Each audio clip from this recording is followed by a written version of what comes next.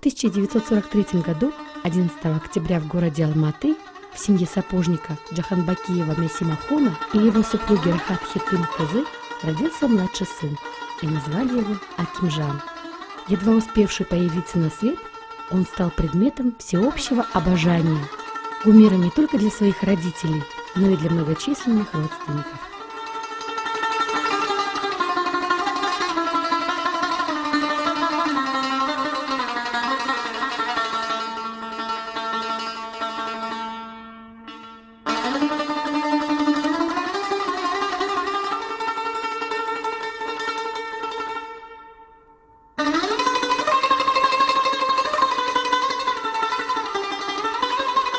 Акимжан уже с детских лет был примером для многих девчонок и мальчишек. Своим упорством и трудом он всегда добивался желаемого результата и успеха.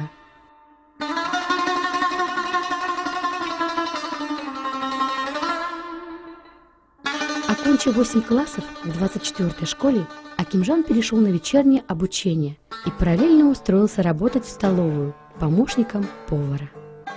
Проработав 6 лет в столовой национальных блюд, а также в ресторанной системе, Акимжан приобрел профессию повара 6-го разряда.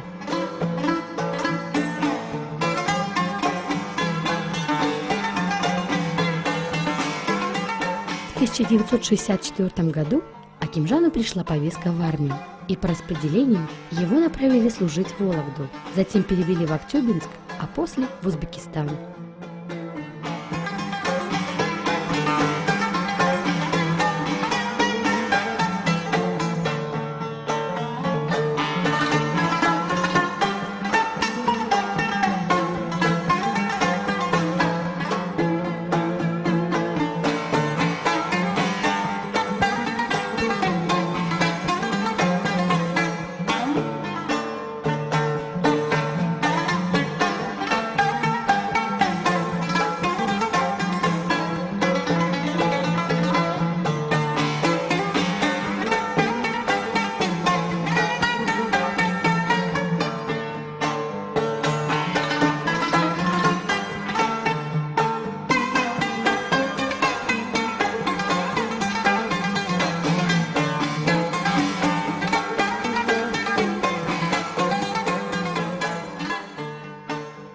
Во время службы по состоянию здоровья Акимжан был госпитализирован в военный санаторий.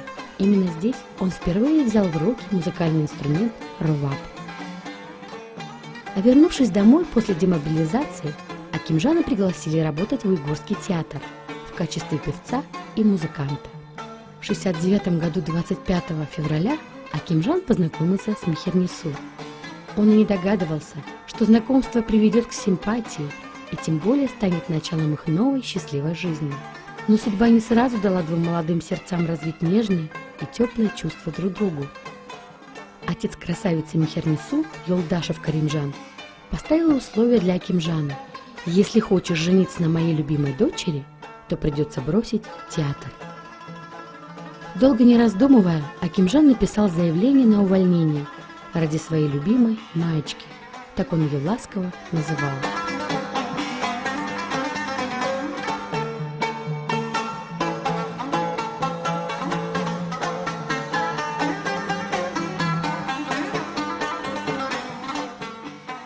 И 10 июля 1969 года два любящих сердца объединились в единое целое. Акимжан и Маечка стали мужем и женой.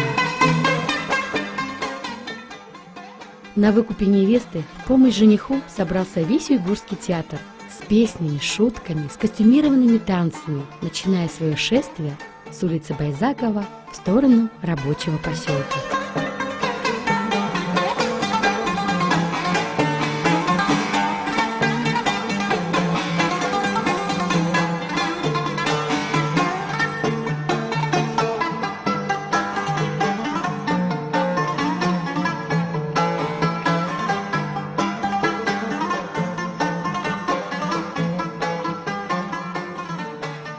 Молодые мечтали о большой и дружной семье, и 9 июля 1971 году в доме семьи Джамбакиевых у Акимжана и Майи раздался детский плач и смех долгожданного первенца Фархада, имя которому дал отец в честь легендарной повести «Фархад и Ширин».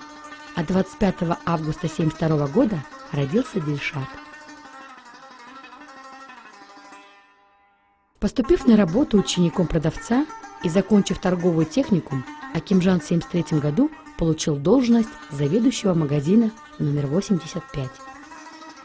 Несмотря на загруженность в работе, Акимжан не бросает свое пристрастие к музыке, в частности, к инструменту роваб. И в 1975 году, находясь с друзьями в Ташкенте, он приобретает азербайджанский инструмент тар. В кругу уйгурской интеллигенции славит молва об Акимжане как о профессиональном музыканте, самородке. Его все чаще приглашают на самые важные праздники уйгурской диаспоры.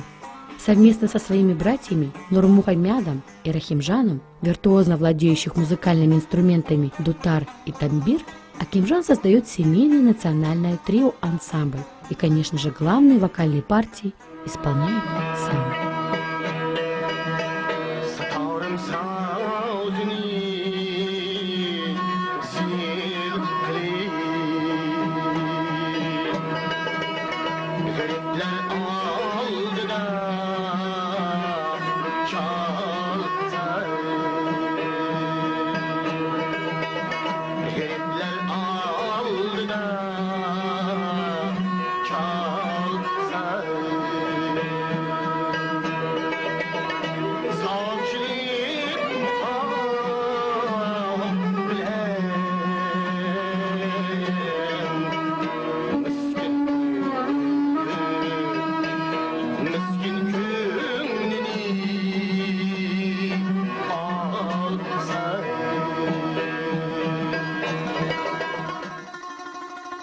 В 1976 году 8 декабря Акимжан кричит от счастья, так как его маечка дарит ему долгожданную дочку. Дочь, которую он назвал в честь самого красивого цветка в цветочном саду – Рано. Цветочек Рано, в который он будет души не чаять, с которой он будет пылинки смахивать. И жизнь после этого стала еще слаще и богаче. Вдохновленный любовью жены, двух сыновей и единственной дочери, душа Акимжана начинает петь, и где-то в глубине сердца стала зарождаться музыка любви. Все шло своим чередом. Акимжан постоянно боролся с болезнью бронхит, получив наследство по мужской линии, мешавшее его вокалу, и очень часто выезжает на морские курорты. А Майя, верная любящая жена, поддерживая огонь в семейном очаге, всегда ожидала возвращения своего рыцаря. А на этот раз, обрадовав новостью о появлении еще одной дочери, имя которой для нее приготовил отец – Барно. Акимжан в душе и по жизни был талантливым музыкантом. Продумав даже музыкальный ритм в имени своих детей, нашел мелодичность в их звучании – Фархад, Дильшат, Рано и Барно. Но 19 июня 1979 году в микрорайоне Казахфилин на свет появляется вместо долгожданной девочки Барно, сын которого нарекли Дильмурат. Теперь в семье Джамбакиевых 4 детей. Они очень разные, но родители их любят одинаково. Дети росли, учились ценить добро и заботу, принимать решения и отвечать за свои поступки. Какими бы они стали, если бы в них не было бы частички папы, мудрого, красивого человека? Своими поступками Акимжан старался научить своих детей не отворачиваться от людей, а быть опорой для своих родных и близких. С каждым днем мелодии в душе Акимжана звучат все громче и громче. Он понимает, что пришло время по-другому взглянуть на музыкальную арену, и в 1985 году создает свой музыкальный шедевр «Сатарим Чалсам». Не обладая нотной грамотой, записав музыку на магнитофон, он мчится к своему другу, профессиональному музыканту ансамбля «Нова» Азату Бурханову, который по его просьбе перекладывает музыку на партитуру.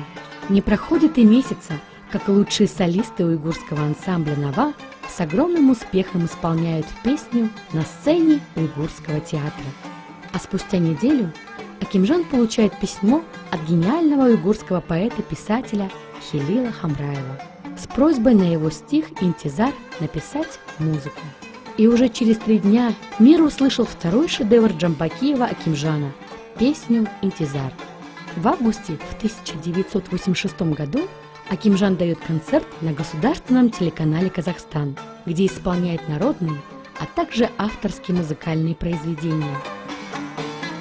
Теперь душа композитора не может найти покоя. Он начинает писать мелодии на огромное количество поэзии. Только за месяц в своем дневнике он пишет мелодии на 8 стихотворений. А в планах дать второй концерт на телевидении, а также гала-концерт на сцене Уйгурского театра. Но этому было не суждено случиться. 17 октября в 1986 году на 21-м километре трассы Алматы-Бишкек в возрасте 43 лет водитель, не справившись с автомобилем, совершил аварию, где жизнь сына, мужа, отца и композитора остановилась. Эта потеря была не только для матери, жены, детей и родственников. Это была потеря для нации, для целого государства. Расул Гамзатов говорил: «Если вы придете в мой город и спросите, жив ли я, и вам ответят нет, не верьте этому. Если вы придете в мою деревню и спросите, жив ли я, и вам ответят нет, не верьте и этому. А если вы придете к моим детям и спросите, жив ли я, и вам ответят нет, то тогда меня действительно нет».